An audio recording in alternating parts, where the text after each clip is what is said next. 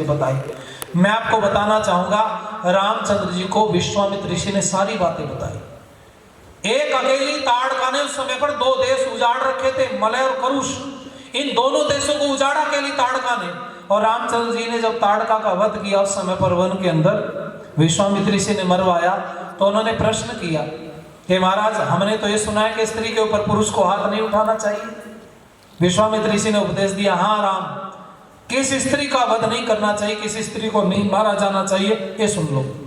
जो स्त्री संस्कारित हो, कुलीन हो, परिवार को चलाने वाली हो, जो स्त्री छोटे बच्चों वाली हो, जो स्त्री परिवार को, राष्ट्र को, समाज को, धर्म को वरीयता देती हो, जो स्त्री अपने परिवार के साथ में मेल भाव से रहती हो, जो स्त्री संस्कारों को प्रधानता देती हो, जो स्त्री यज्ञ कर्म कांड में निपुण हो, अपने घर में इन सब कार्यों को करती हो, ऐसी स्त्री को कभी नहीं मारना चाहिए। लेकिन जो स्त्री उल्टा हो गई हो, गलत रास्ते पर चलती हो, चरित्रहीन हो गई हो, जिसका चरित्र का पतन हो गया हो, और जो निरीह प्राणियों को मार करके पेट भरती हो, ऐसी को मारने में कोई पाप लगता नहीं। मारो, ताड़का को मार दिया, पहुंचे वन में।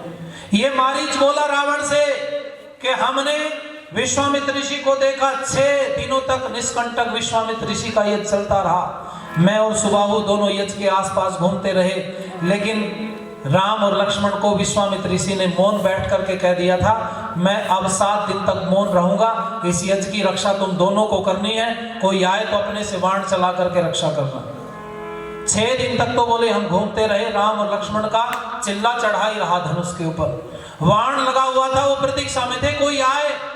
6 दिन तक तो हम नहीं गए, हमने सोचा 7वें दिन आज यज्ञ पूरा हो जाएगा, हम भी अपने हाथ दिखा देते हैं। बोले हड्डियां उठा करके हमने ऊपर से उड़ करके गए और हवन कुंड में जैसे ही डाला, राम ने इतनी तेजी से बाण चलाए, एक भी छोटा सा भी टुकड़ा हड्डी का हवन कुंड में नहीं गिरने दिया, सब बाणों से ऊपर इधर से उधर कर दिया।